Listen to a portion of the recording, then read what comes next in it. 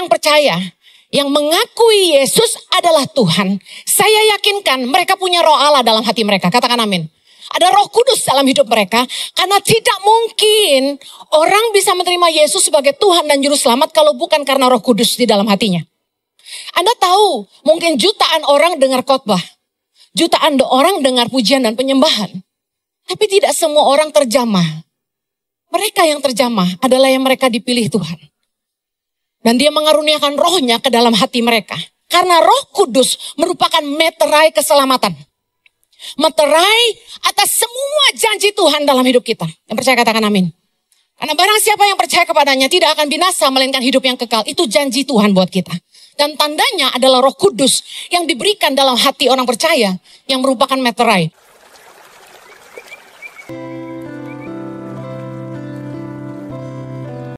Hari ini saya akan menyampaikan tentang fungsi bahasa roh. Ya, kita banyak dengar tentang salah satu tanda orang dipenuhi Roh Kudus adalah berbahasa roh. Penting untuk dipahami bahwa pandangan tentang bahasa roh dan fungsinya dalam setiap denominasi dan komunitas gereja-gereja sangatlah bervariasi. Jadi saya tidak mau ada perdebatan tentang pengajaran berbahasa roh. Kita hanya mau punya satu pandangan, yaitu firman Tuhan. Apa yang Alkitab katakan tentang bahasa roh. Sebuah perdebatan, apakah semua orang percaya pasti berbahasa roh? Saya jawab, belum tentu. Karena Alkitab juga mencatat bahwa bahasa roh merupakan salah satu karunia roh. Dalam 1 Korintus 12 ayat yang ke-10, Anda bisa lihat di layar, dikatakan, kepada yang seorang roh memberikan kuasa untuk mengadakan mujizat. Dan kepada yang lain ia memberikan karunia untuk bernubuat. Dan kepada yang lain lagi ia memberikan karunia untuk membedakan bermacam-macam roh. Kepada yang seorang ia memberikan karunia untuk berkata-kata dengan bahasa roh. Dan kepada yang lain ia memberikan karunia untuk menafsirkan bahasa roh itu. Ayat 11 baca sama-sama. Tetapi semuanya ini dikerjakan oleh roh yang satu dan yang sama. Yang memberikan karunia kepada tiap-tiap orang secara khusus seperti yang dikehendakinya. Katakan amin. Berarti kita gak usah berdebat bahwa kalau tanda kamu penuh Roh Kudus berbahasa roh. Kata Rasul Paulus, ada karunia roh salah satunya berbahasa roh. Perdebatan yang lain.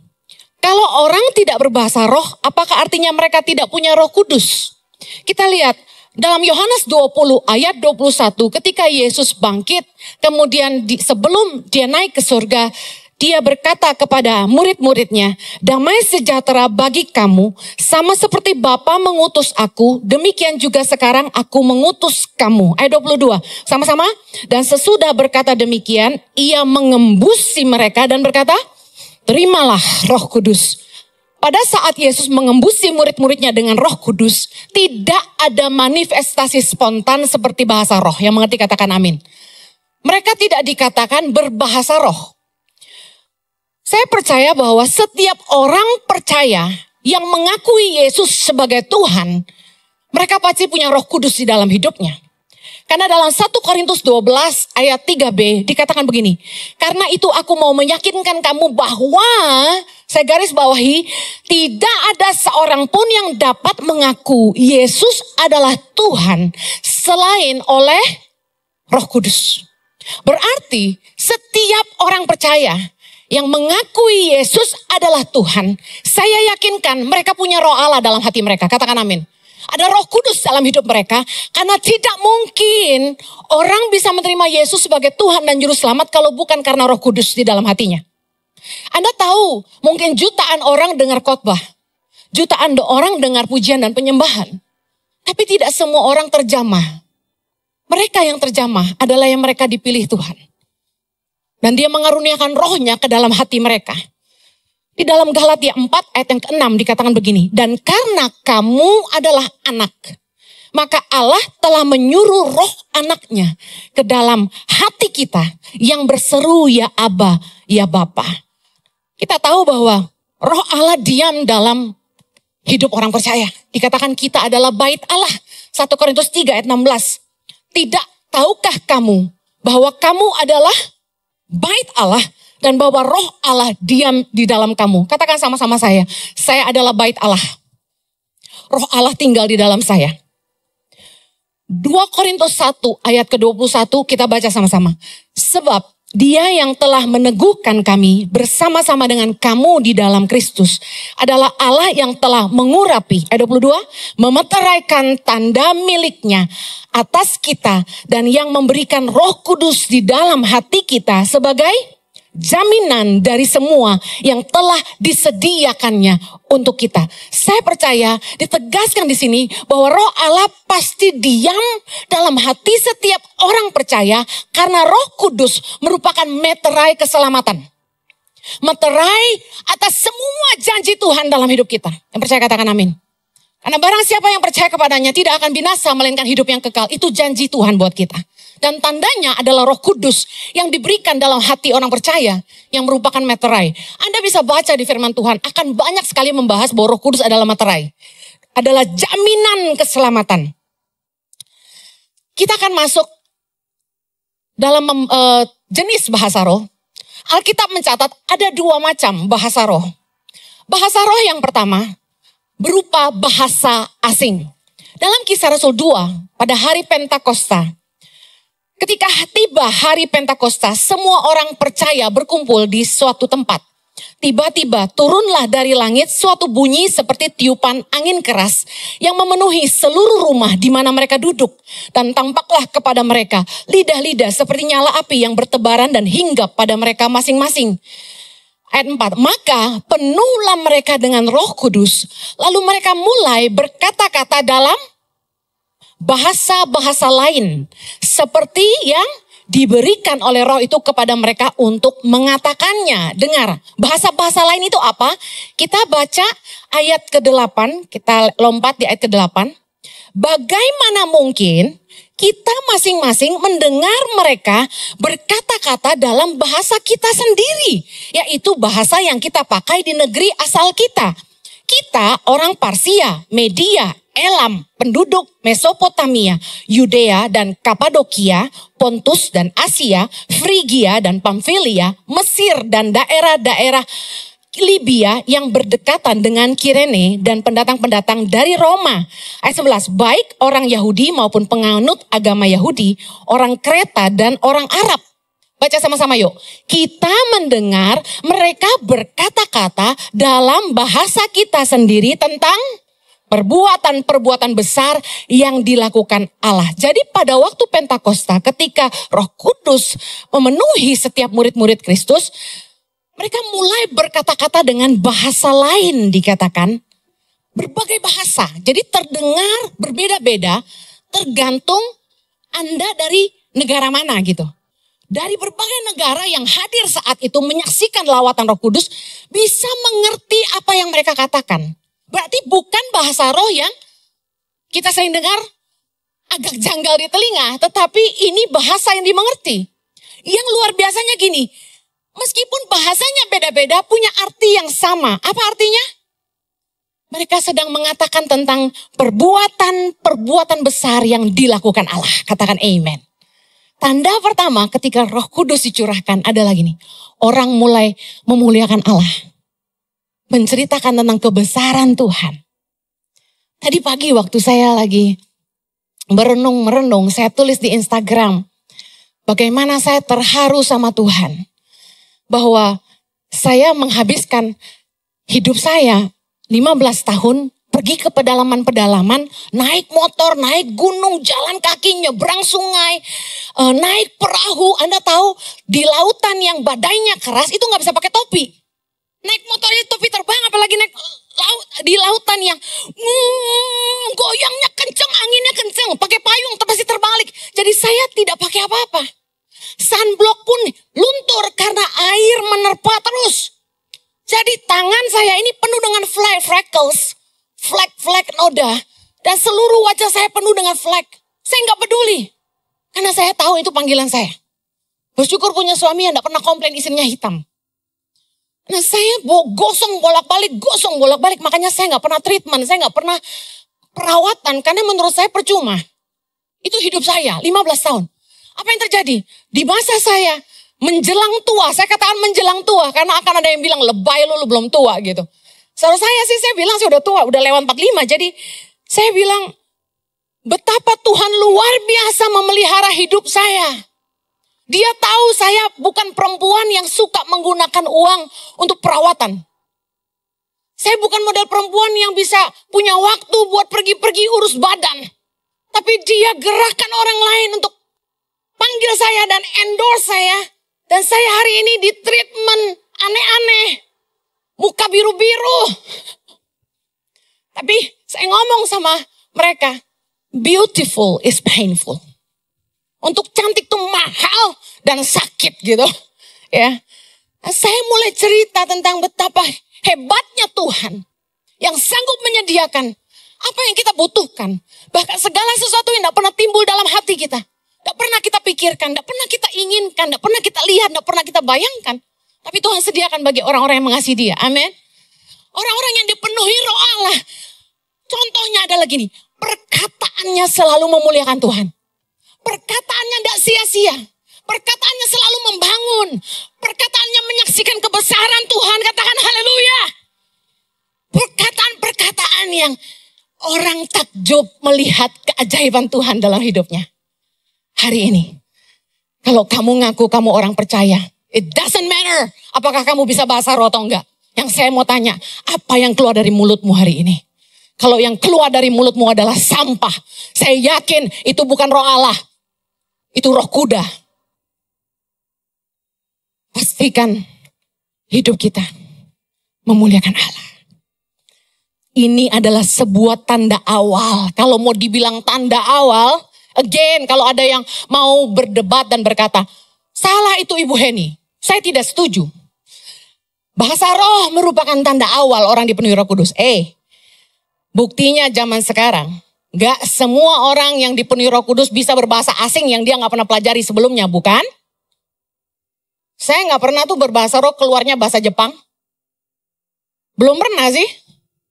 Dipenuhi Roh Kudus terus ngomong Korea gitu. Yang gue tahu annyeonghaseyo, sarangeo, itu doang. Hamsamida apaan tuh? Gue gak ngerti. Saya gak paham karena saya gak nonton seri-seri Korea. Karena menurut saya itu pencobaan. Kenapa pencobaan? Membuat kita gak berhenti nonton. Yang kedua, bikin kita nangis terus. Yang ketiga, bikin kita terikat. Dan hidup kita penuh drama. Haleluya. Tanda awal Roh Kudus disurahkan, luar biasa. Tuhan mengaruniakan bahasa roh dalam bahasa-bahasa asing. Kenapa? Dengar ini baik-baik. Supaya dapat dipahami oleh semua yang ada di situ. Supaya mereka diberkati. Supaya itu menjadi tanda heran dari Tuhan yang menyatakan kebesarannya. Mereka dikatakan dalam Kisah Rasul 2:12. Mereka semuanya tercengang-cengang. Dan sangat termangu-mangu. Kayak orang blow on gitu. Sambil berkata seorang kepada yang lain. Apakah artinya ini? Mereka bingung semua. Kok bisa ya? Kok bisa ya? Mereka ini orang Galilea. Kok bisa ngomong bahasa Mesopotamia, bahasa Arab. Mereka bisa ngomong bahasa Kapadokia. It's my dream, Mas. Dengerin. Karena Tuhan ingin menunjukkan tanda heran. Dan ketika Petrus yang penuh dengan Roh Kudus bangkit dan berkhotbah, lawatan Roh Kudus membuat mereka semua terjamah. Dan dikatakan 3.000 orang memberi diri mereka dibaptis. Itulah karya Roh Kudus yang luar biasa. Kalau hidup kita diurapi Tuhan. Dan kita memakai perkataan kita untuk memuliakan Tuhan. Tuhan akan menarik banyak orang datang. Bukanlah sebuah kesombongan pribadi. Ketika saya menyaksikan banyak sekali kesaksian yang saya terima di YouTube maupun Instagram. Tentang bagaimana orang yang tidak kenal Yesus mau terima Yesus. Orang yang hidup dalam dosa mau bertobat. Orang-orang yang hidupnya berantakan. Orang-orang yang mau bercerai, tidak jadi bercerai. Karena dengar khotbah saya kasih tahu bukan kesombongan. Tapi saya tahu semua karena kemurahan Allah. Banyak orang dengar khotbah yang sama belum tentu hidupnya berubah. Bahkan banyak yang komen gak baik. Anda tahu banyak yang komen apa? Bacot. Banyak yang komen apa? Ngomongnya kenapa teriak-teriak? Gak tahu deh kenapa. Gue juga gak mau sih sebenarnya. Tahu gak kenapa? Kenapa tahu gak? Tuhan urapi saya dengan pengurapan ngomongnya kenceng. Soalnya orang Kristen suka tidur di gereja. Coba saya ngomongnya, saudara-saudara, demi kemuliaan Allah. Langsung satu-satu ke WC, gue yakin. Kisah Rasul 2 ayat 37. Waktu Petrus mulai berkhotbah dikatakan gini. Ketika mereka mendengar hal itu, hati mereka sangat terharu. Jamahan Tuhan, Anda mungkin ngalamin, kenapa gue dengar khotbah gue nangis terus? Kenapa gue lagi nyembah gue nangis terus? Roh Kudus kalau udah memenuhi hidup kita, akal sehat kita gak bisa jalan. Kita nangis. Anda pikir saya mau nangis? Saya gak mau nangis, soalnya make up saya luntur. Tapi kalau Roh Kudus udah jamah, kita gak bisa tahan. Yang paham katakan amin. Dan luar biasa, karya Roh Kudus yang terbesar dalam hidup manusia adalah ini, ayat 41. Orang-orang yang menerima perkataan itu memberi diri mereka dibaptis. Dan pada hari itu jumlah mereka bertambah kira-kira 3.000 jiwa. Wow. Waktu Ici pertama kali open onsite, buka gereja di Moy, jemaat gak langsung banyak. Sampai leader-leader dan teman-teman baik kami bingung. Kok si Henny viral? Subscriber YouTube udah 1, waktu itu 2 ya, sekarang 1,3. Kok yang datang dikit? Wah, salah tempat kita katanya gitu. Saya bilang soalnya kan kita gak publikasi. Begitu orang lama-lama tahu saya punya gereja, saya bersyukur Tuhan tambahkan jiwa-jiwa. Saya gak happy kalau saya tahu ini jemaat pindahan dari gereja sebelah, saya gak happy.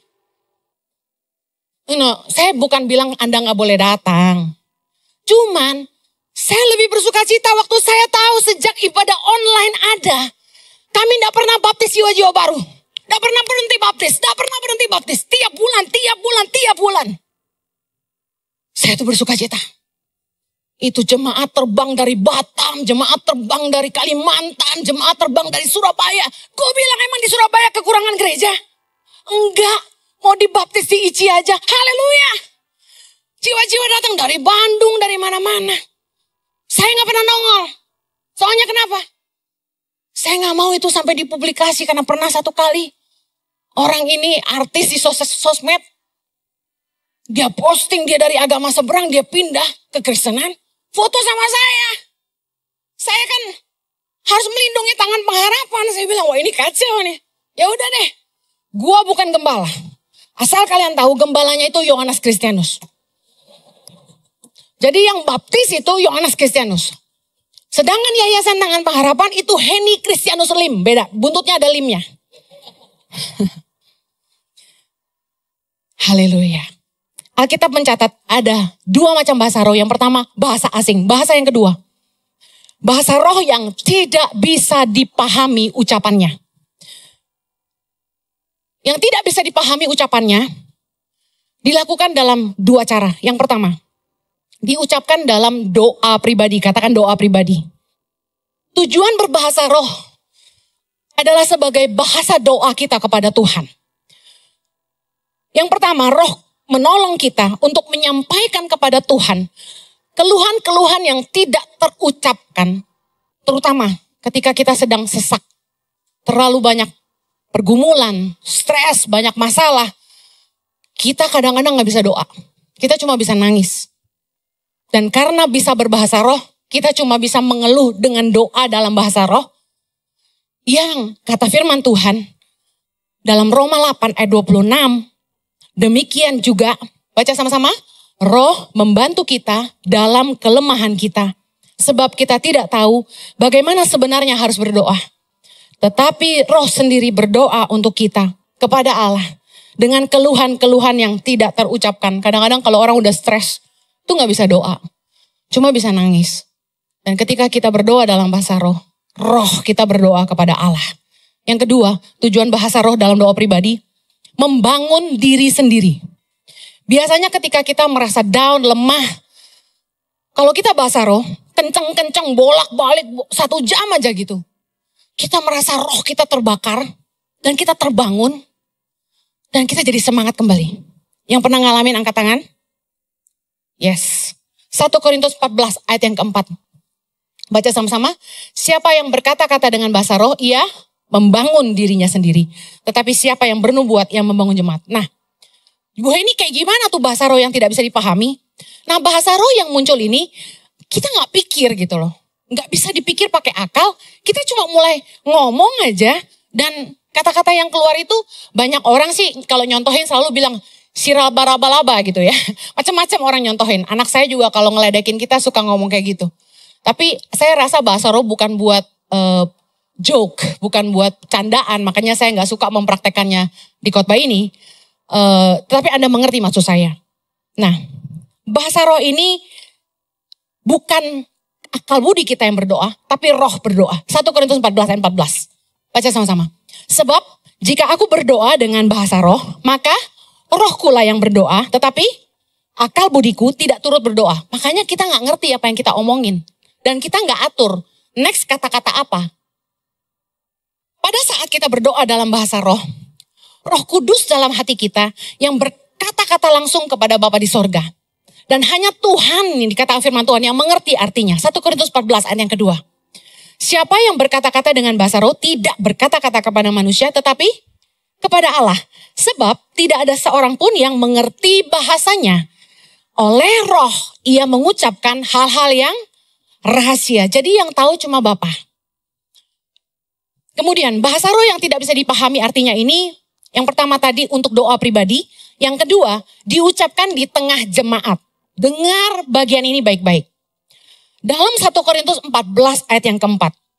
Tadi kita sudah baca bahwa siapa yang berkata-kata dengan bahasa roh membangun dirinya sendiri.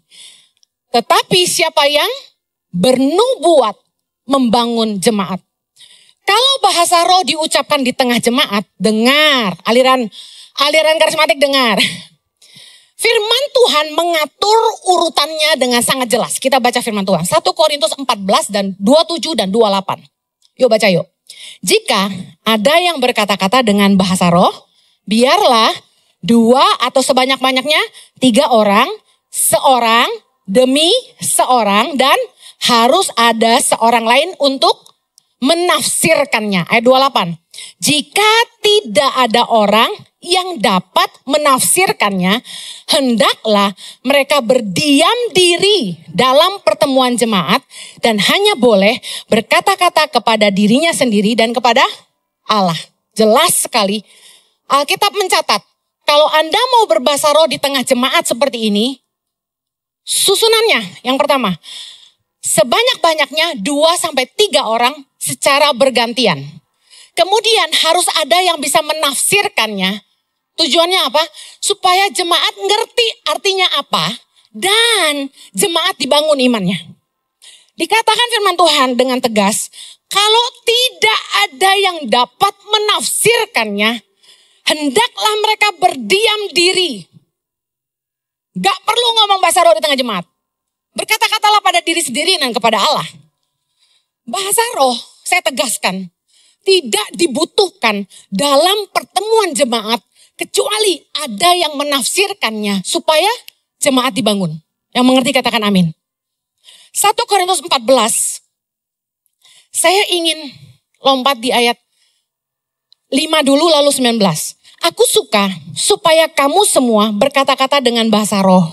Artinya it's okay sih kamu berbahasa roh. Tapi lebih daripada itu supaya kamu bernubuat. Sebab orang yang bernubuat lebih berharga daripada orang yang berkata-kata dengan bahasa roh. Kecuali kalau orang itu juga menafsirkannya sehingga jemaat dapat dibangun. Ingat, highlight ini, jemaat dapat dibangun. Kemudian, ayat 19.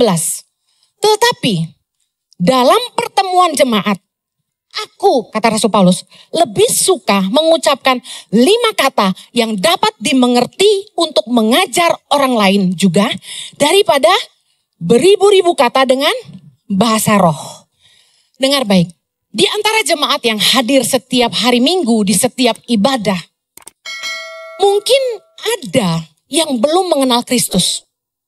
Mungkin mereka datang ke gereja itu diajak sama teman, sama kerabat, keluarga, orang tua. Tapi sebenarnya mereka jiwa baru yang belum kenal Tuhan. Saya percaya harapan dari teman-teman dan keluarga yang membawa mereka adalah supaya mereka diselamatkan. Amin. Nah, saya meyakini dengan amat sangat 100% bahwa gereja harus punya iman. Bahwa setiap minggu, di setiap ibadah ada jiwa-jiwa baru yang Tuhan percayakan. Dengan demikian firman Tuhan berkata, setiap hari jiwa-jiwa semakin ditambahkan oleh orang-orang yang diselamatkan. Ini harus terjadi dalam pelayanan kita. Nah, bayangkan apa yang terjadi kalau di tengah-tengah jemaat, orang-orang yang gak ngerti tentang bahasa roh ini, mereka datang ke gereja, diajak teman dan keluarganya, lalu kita semua rame-rame bahasa roh. Bengok-bengok kata orang Surabaya. Teriak-teriak. Gitu. Kayak orang kesurupan. Mari lihat firman Tuhan katakan apa. 1 Korintus 14 ayat 23. Jadi, kalau seluruh jemaat berkumpul bersama-sama dan tiap-tiap orang berkata-kata dengan bahasa roh, lalu masuklah orang-orang luar atau orang-orang yang tidak beriman, tidakkah akan mereka katakan bahwa kowe gendeng toh? Kamu gila. Kita tidak mau jadi batu sandungan karena bahasa roh bukan untuk dipamerkan. Yang mengerti katakan amin. Bahasa roh adalah doa pribadi kepada Tuhan. Bahasa roh hanya boleh diucapkan di tengah jemaat kalau ada yang menafsirkan. Tapi saya mau highlight lagi. Jangan karena kita belajar ini lalu Anda coba-coba sok-sok bernubuat. Karena banyak orang yang sok-sok kubuat-buat. Enggak selalu nubuatan itu murni dari Tuhan. Uji lagi. Jangan berani-berani nubuatin orang. Kalau sampai Anda sembarangan nubuatin orang dan nubuatan itu keliru, Anda berdosa di hadapan Tuhan. Makanya sebagai pendeta paling gak boleh jodoh-jodohin orang bilang gini, saya bernubuat jodoh kamu adalah yang di sebelah kamu, ciloko. Hati-hati. Meskipun saya sering dikasih Tuhan sesuatu tentang orang, saya gak mau ngomong. Karena saya gak mau dijadiin dukun sama orang itu. Sebelum dia ngomong, saya sudah tahu. Tiap kali ada yang suami saya bilang gini, Henny kita nanti akan ketemu sama pasangan ini. On the way di jalan saya diem, Roh Kudus langsung kasih tahu. Mereka punya masalah ini. Saya langsung kasih tahu. Mau bahas ini ya. Mereka kaget, kok ibu tahu? Nah itu hanya kadang-kadang. Habis ini gak usah datengin saya nanya apa-apa. Ada lagi yang ngasih pesen. Tolong Ibu Henny berdoa puasa untuk saya dan kasih tahu saya pesan Tuhan. Emang gue jongos lu? Gue aja bergumul buat hidup gue. Ya kan? Kita gak bisa merintah-merintah Tuhan. Tuhan mau bicara kapan dia bicara. Gak perlu kita, aku kasih Bu Henny 5 miliar. Oh terima kasih sini. Tapi gak tentu lo tak ngomongnya apa-apa. Lukas 11 ayat 13 mengajar kita. Setiap kita yang rindu dibaptis oleh Roh Kudus, kita tinggal minta sama Bapa di sorga. Habis ini, saya akan undang Pastor Jojo untuk doain kita semua. Sekali lagi, kenapa begitu? Kenapa nggak Bu Henny aja? Karena saya tuh nggak mau sampai kayak gini. Tiap kali jemaat datang ke gereja ini, datengin saya dan mintanya didoain saya, nggak mau yang lain.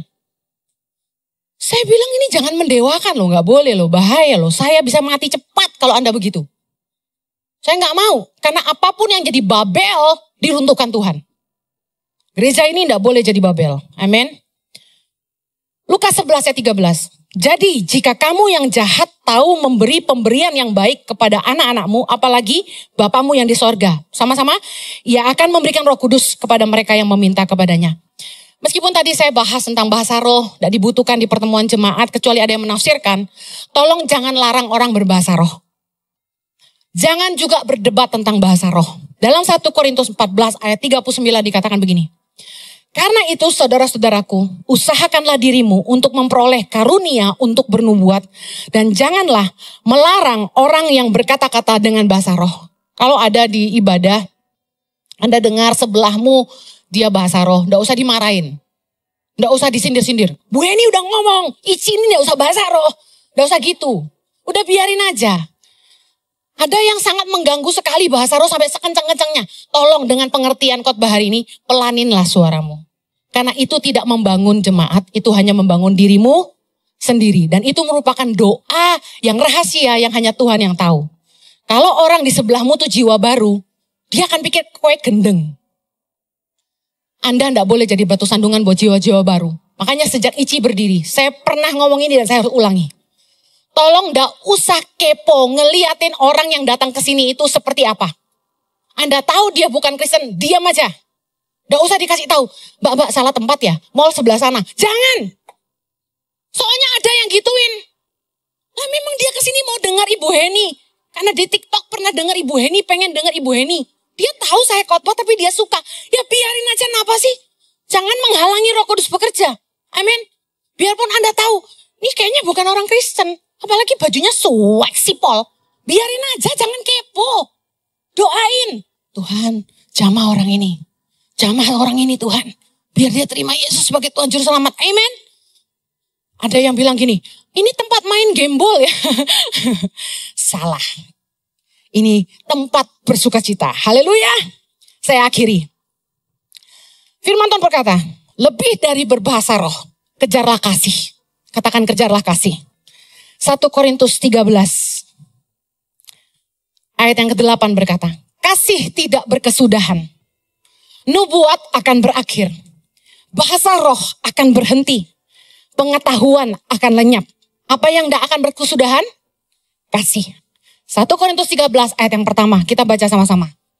Sekalipun aku dapat berkata-kata dengan semua bahasa manusia dan bahasa malaikat, tapi jika aku tidak mempunyai kasih, aku sama dengan gong yang berkumandang dan canang yang bergemerincing. Sekalipun aku mempunyai karunia untuk bernubuat dan mengetahui segala rahasia dan memiliki seluruh pengetahuan, sekalipun aku memiliki iman yang sempurna untuk memindahkan gunung. Tetapi sama-sama, jika aku tidak mempunyai kasih, aku sama sekali tidak berguna. Sama-sama pejam mata, tepuk dada. Kalau aku gak punya kasih, aku sama sekali gak berguna. 3, 2, 1. Amin Tuhan. Terakhir, 1 Korintus 14 ayat pertama. Baca sama-sama saya dengan keras. Kejarlah kasih itu dan usahakanlah dirimu memperoleh karunia-karunia roh. Terutama karunia untuk bernubuat. Ulangi, kejarlah kasih. Dan usahakanlah.